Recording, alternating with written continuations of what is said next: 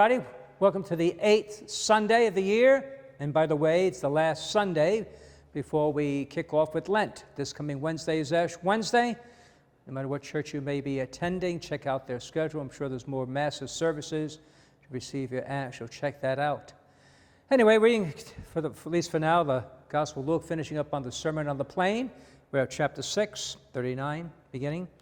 Jesus told his disciples a parable. Can a blind person guide a blind person? Will not both fall into a pit?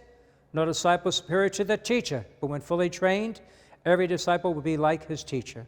Why do you notice the splinter in your brother's eye, but do not perceive the wooden beam in your own?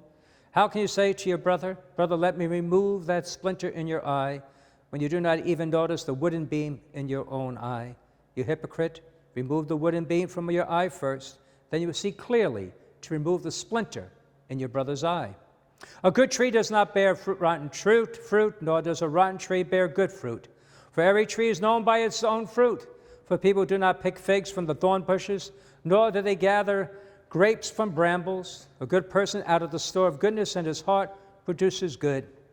But an evil person out of a store of evil produces evil. For from the fullness of the heart the mouth speaks.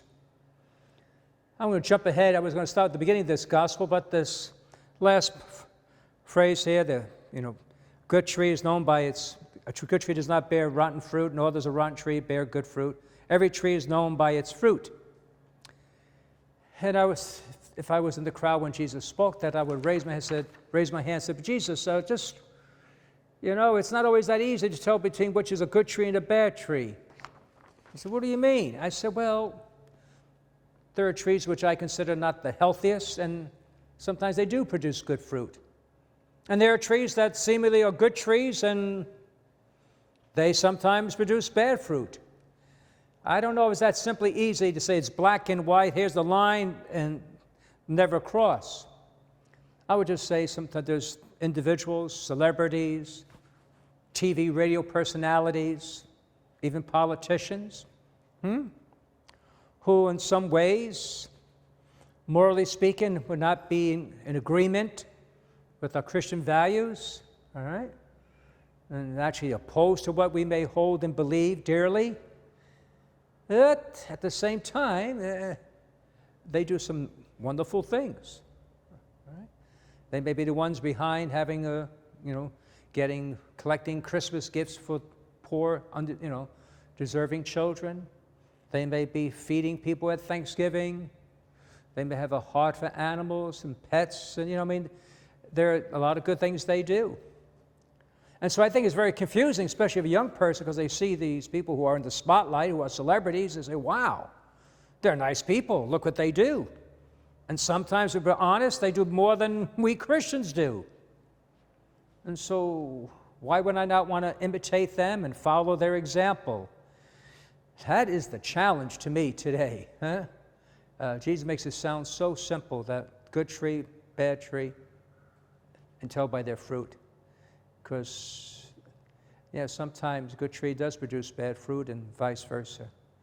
It's something you got to wrestle with.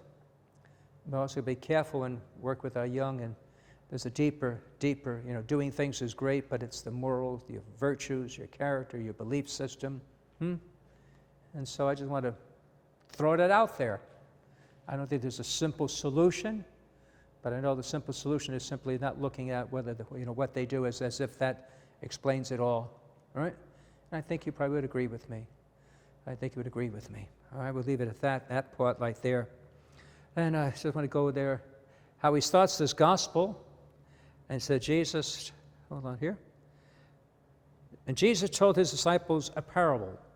So once you hear that, at least when I hear that, Jesus told his disciples a parable, you kind of, story time.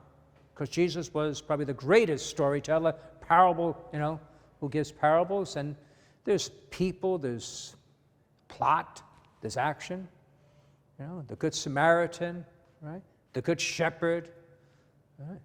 The prodigal son. So those are parables, and we see it, we actually see it playing out in our mind. We can picture it and imagine it. So you get relaxed and, okay, Lord, we love hearing stories, especially back then. There's no TV, there's no DVD, there's nothing. You're it. You're the entertainment. So, and he simply says, can a blind person guide a blind person? Will not both fall into a pit? You're thinking, that's it? That's the whole parable? Oh, come on. I want more than that. Give it a little substance. Give it a little action, a story, plot, character development, nothing. But it's still a parable because there's a lesson, there's a point to it.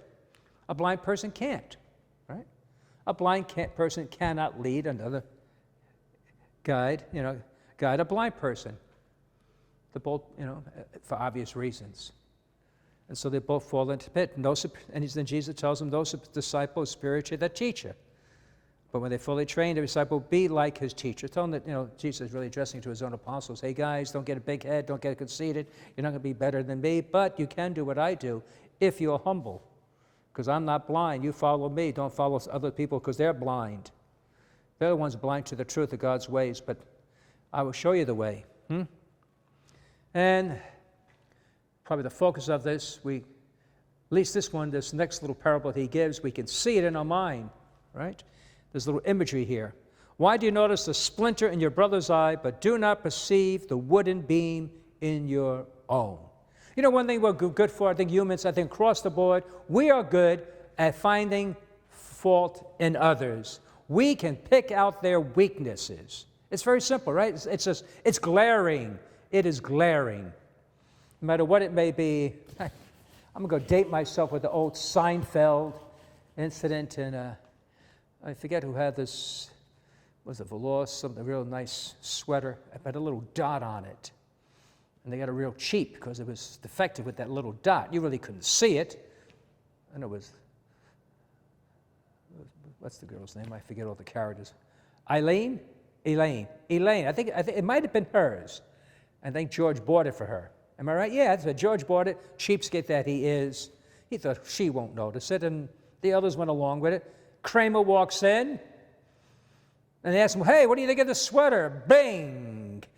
What about that? He spotted it. And that's how we are.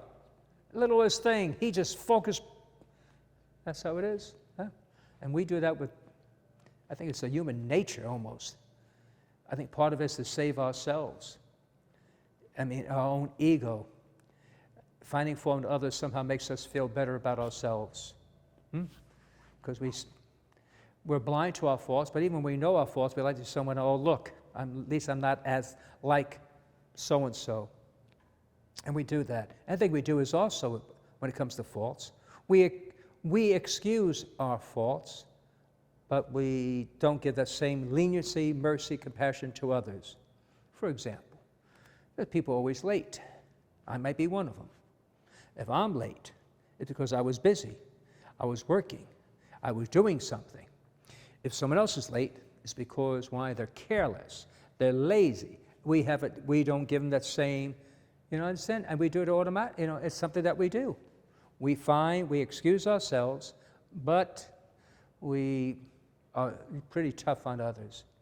And Jesus says, well, how are you going to help somebody, with your fault? It's like having a big boulder in your eye, a big plank. You can't take out that speck. You can't see properly. First, remove it. And really, remember the United States when they tried to decide what they want to print on the currency, money. Now we have in God we trust. But I think it was Benjamin Franklin said we should have it, mind your own business. That's what he wanted on it. Mind your own business. There's something to that. Just focus on yourself. Take care of yourself. We have enough things, with all our shortcomings and failures and sinfulness, and we have enough to keep us busy, to keep us occupied. Just trying to correct ourselves and change ourselves. Just deal with yourself.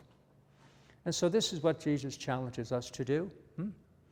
This is because last week the gospel, love your enemy, do not judge, do not condemn. Here it is as an action. Don't start looking at faults. Just work on yourself. And then hopefully you won't be as blind. And maybe you can offer help. And maybe then also you will be bearing good fruit. God bless you.